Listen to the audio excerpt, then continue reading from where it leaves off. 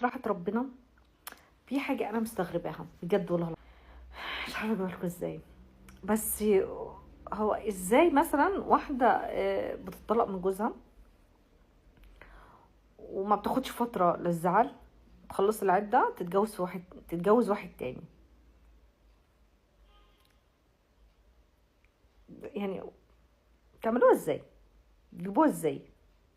اتجوزتي تاني فتقومي تتجوزي التالت، فتقومي تتجوزي الرابع، خامس. بتفكريني بفيلم عادل إمام، زوج تحت الطلب. وبحس ان انت كمان زوجة تحت الطلب. بصوا، هو شرع ربنا، بس بالطريقه اللي بشوفها، اللي بتطلق بتخلص العده وبتدخل على اللي بعده، وبتخلص العده وتدخل على اللي بعده، وتخلص العده وتدخل على اللي بعده. وساعات بتعلن الخطوبه في فتره العده، ان هي اتخطبت لشخص تاني في فتره العده. و بيخليني اردد حته كده من القران، ايه صغنونه قد كده، والباقيات الصالحات. وبخليني افتكر ان ابغض الحلال عند الله الطلاق، ابغضه، حاجه مكروهه، يعني حاجه مش حلوه.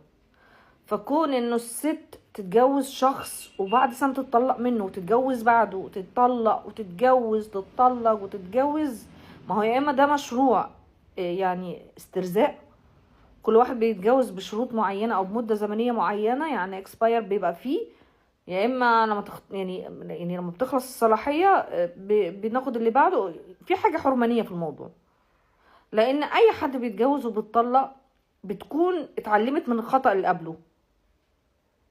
ولما يكون واحدة بتتجوز وتطلق كل شوية، تتجوز وتطلق، تتجوز وتطلق، تتجوز وتطلق، ده إجماع على إنه الست دي في حاجة غلط. وكل واحد ما يحصلش نصيب ما بيننا وما بينه نطلع نتكلم عليه إن هو وحش، وهم كلهم فيهم العيوب. انت مثلا تيجي تتجوزي، المفروض بتطلبي من الشخص ده، بتقولي له انا ما عجبنيش كذا، وانا احبك تعاملني بطريقه معينه كذا، واللي بيننا بما يرضي الله، والكلام ده كله. فمفروض انه بيبقى فيه كلام. ما دام ما فيش كلام، يبقى الموضوع ده موضوع استثماري. والله العظيم انت جننتيني، حرفيا انت جننتيني. انا ما بسمع الا عريس جديد. انت ابنك الصغير عمره مش كتير، كم واحد اتجوزتي؟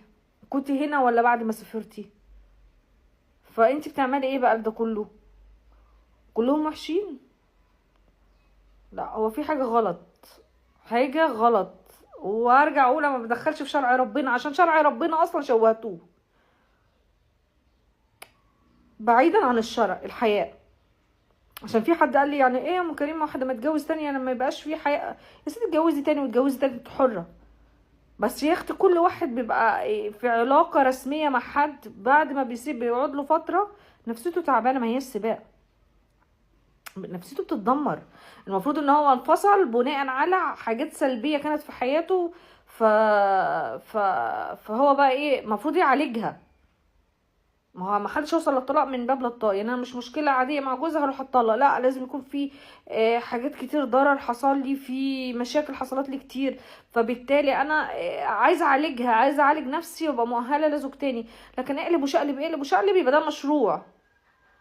ده اسمه جواز تحت الطلب، اسمه جواز زوجة تحت الطلب، زي زوج تحت الطلب. فبيخليني دايما اقول لا، في حاجه غلط ومش واخدين بالنا منها، عشان خاطر هي مثلا تكون ايه. لا بجد يا جماعه، بتعملوها ازاي؟ انتوا ايه؟ انتوا ما عندكوش صلاحيه خالص؟ ما فيش وفاء، ما فيش اخلاص، ما فيش ولاد تربوهم؟ طب بتجيبوا جهد منين؟ بتجيبوا وقت منين؟ ده الواحده بتجيب عيلين بتقعد تلف حوالين نفسها عشان تجيب راجل معاهم. الله يا ربنا يعافينا من اللي ابتلاه لغيرنا، يعني اللهم عافينا مما ابتلى غيرنا به. فعلا والله العظيم.